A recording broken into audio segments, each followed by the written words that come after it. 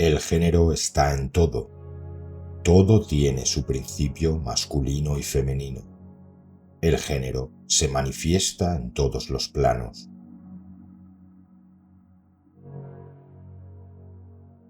El séptimo gran principio hermético, el principio de género, encierra la verdad de que el género se manifiesta en todas las cosas, de que los principios masculinos y femeninos están siempre presentes en plena actividad en todos los fenómenos y en cada uno de los planos de la vida.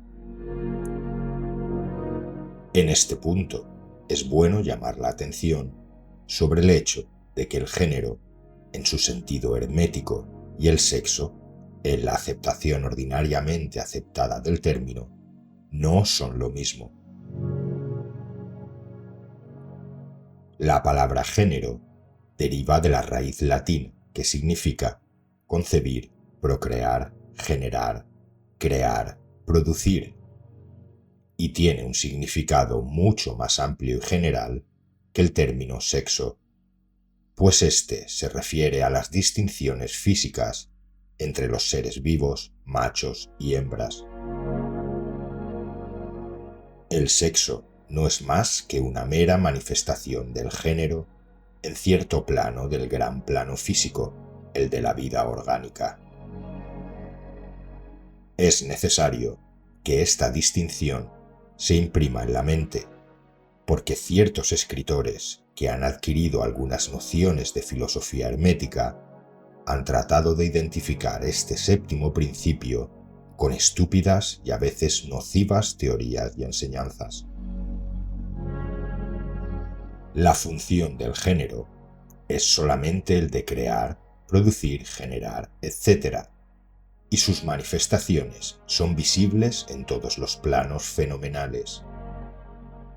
Es un tanto difícil aportar pruebas de esto siguiendo las líneas científicas, porque la ciencia no ha reconocido todavía a este principio como de aplicación universal. Pero así y todo, van produciéndose algunas pruebas provenientes de fuentes científicas. En primer lugar, encontramos una manifestación distinta del principio del género entre los corpúsculos, iones o electrones que constituyen las bases de la materia, como la ciencia los reconoce actualmente, y que al constituir determinadas combinaciones forman el átomo, que anteriormente se consideraba como el punto final e indivisible. La última palabra de la ciencia es que el átomo está compuesto por una multitud de corpúsculos, electrones o iones que giran unos en torno de otros y vibran con un elevado grado de intensidad. Pero se postula además que la formación del átomo se debe realmente a que los corpúsculos negativos se pongan a girar en torno de uno positivo.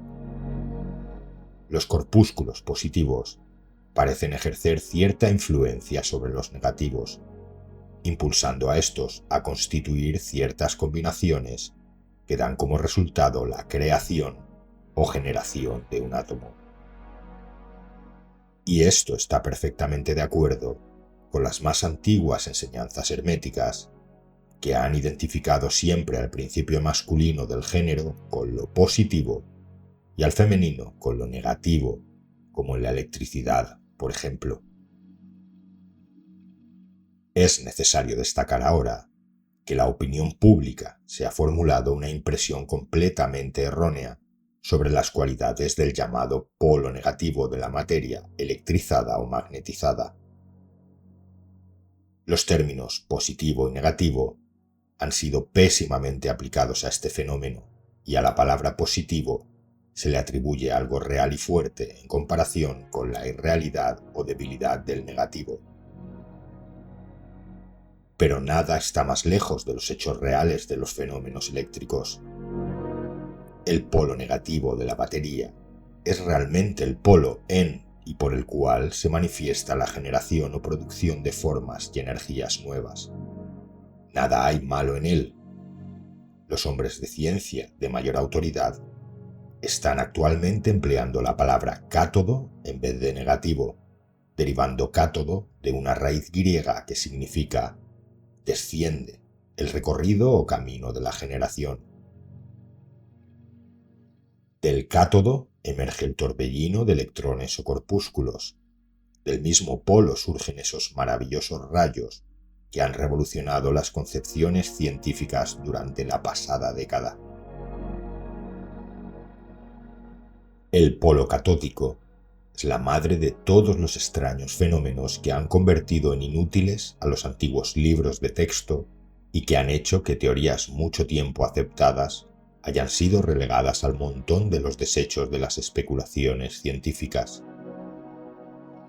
El cátodo o polo negativo es el principio madre de los fenómenos eléctricos y de las más sutiles formas de materia que la ciencia conoce actualmente. De manera, pues, que existen poderosas razones que impulsan a rechazar el término negativo, insistiendo en sustituirlo por la palabra femenino. Los hechos nos conducen a esto, sin tener en cuenta para nada la doctrina hermética, y por consiguiente emplearemos la palabra femenino en vez de negativo al hablar de dicho polo de actividad. Las últimas enseñanzas científicas dicen que los corpúsculos o electrones creadores son femeninos. La ciencia dice que están compuestos por electricidad negativa y nosotros que están compuestos por energía femenina.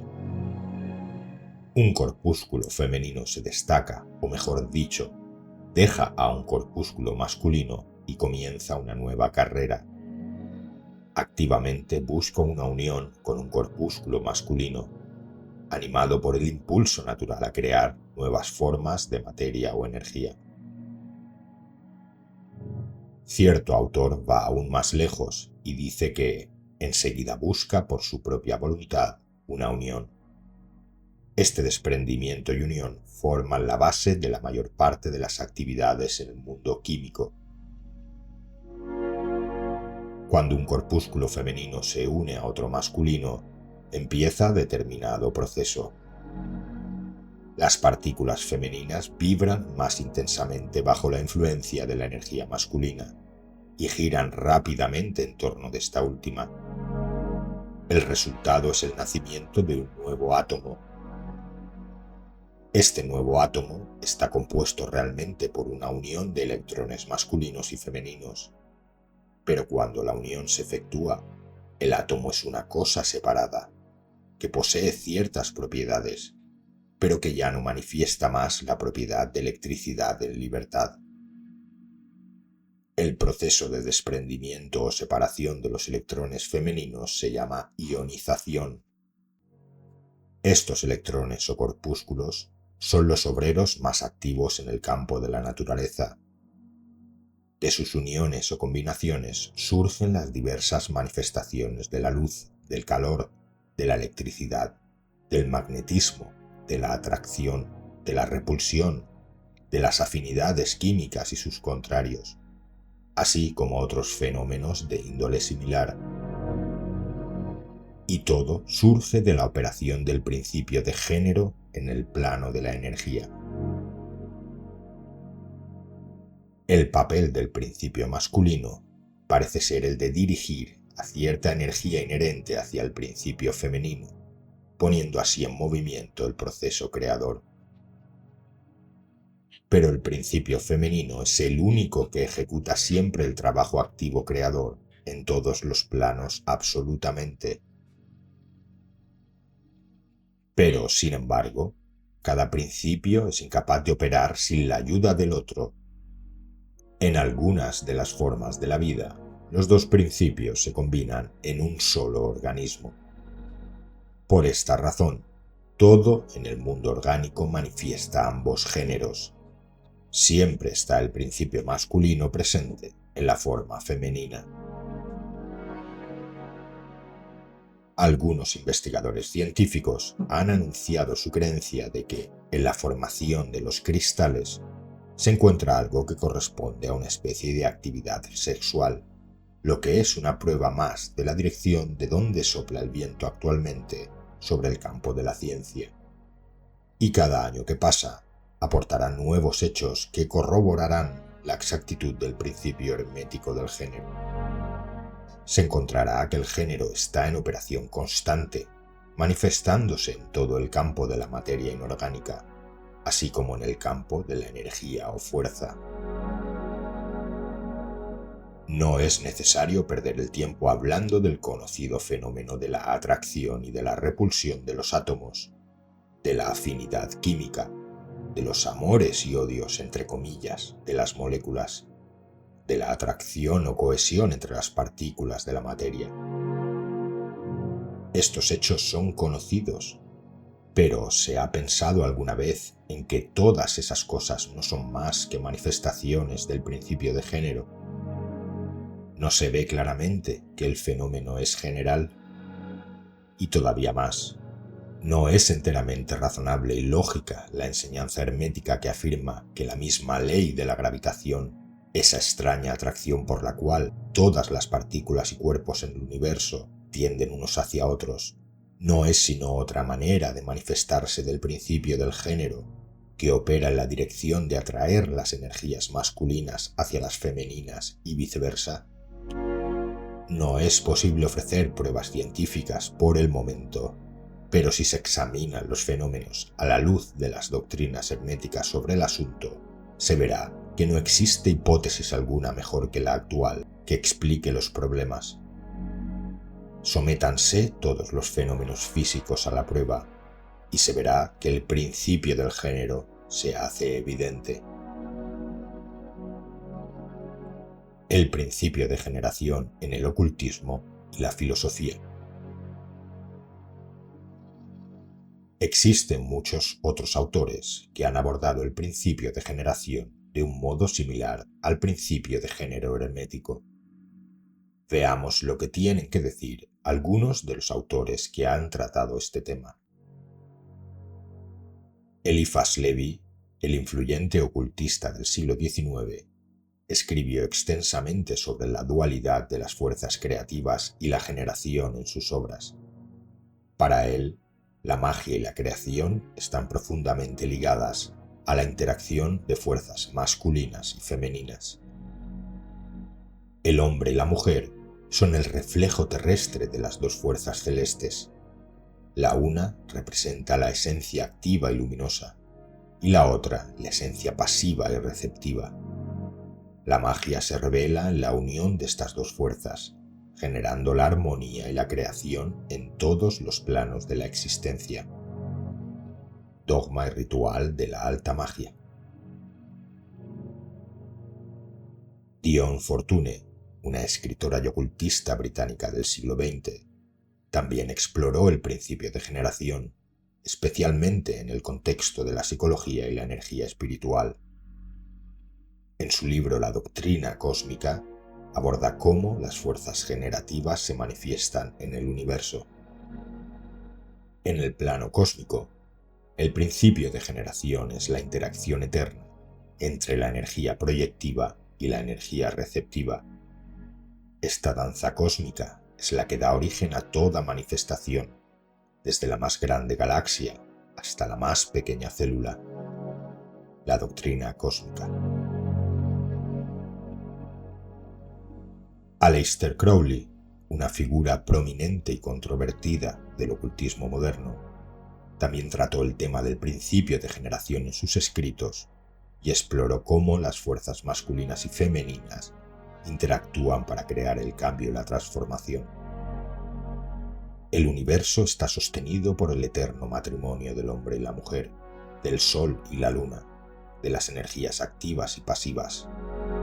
La creación es el resultado de esta unión, la semilla que germina en el suelo fértil del cosmos, dando lugar a nuevas formas y vida. El libro de Thoth. Platón, uno de los filósofos más influyentes de la historia, exploró también el principio de generación en su teoría de las formas y la dualidad de los principios masculino y femenino en la creación. Todo lo que nace proviene necesariamente de una causa, pues sin causa nada puede llegar a ser. Así, el demiurgo miró al universo inmutable y, tomando su modelo como referencia, hizo que lo femenino y lo masculino, lo activo y lo pasivo, se entrelazaran para dar forma al mundo sensible. Timeo. Aristóteles, otro de los más grandes filósofos, habló extensamente sobre la generación en su obra Metafísica. Para él, el acto de generación es un proceso fundamental en la naturaleza, donde la potencialidad y la actualidad interactúan para producir nuevas formas. La generación es el movimiento hacia una forma concreta desde una potencialidad. En todos los seres naturales, el principio masculino actúa como el motor de la forma, mientras que el principio femenino proporciona la materia prima y juntos crean la sustancia completa. Metafísica. Friedrich Nietzsche, el gran filósofo alemán del siglo XIX, abordó el principio de generación a través de su concepto del eterno retorno y la idea de la voluntad de poder, donde la creación y la generación son procesos fundamentales de la vida.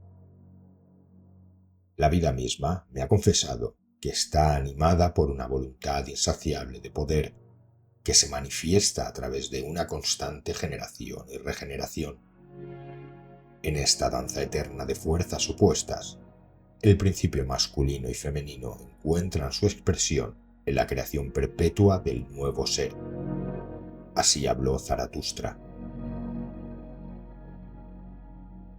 Como podemos ver, todos estos autores coinciden en que la generación y la creación son producto de la interacción de fuerzas opuestas pero complementarias, reflejando el principio hermético de género. Cada uno lo aborda desde su propia perspectiva, pero todos reconocen la importancia de esta dualidad en el proceso creativo y en la estructura del universo y la realidad.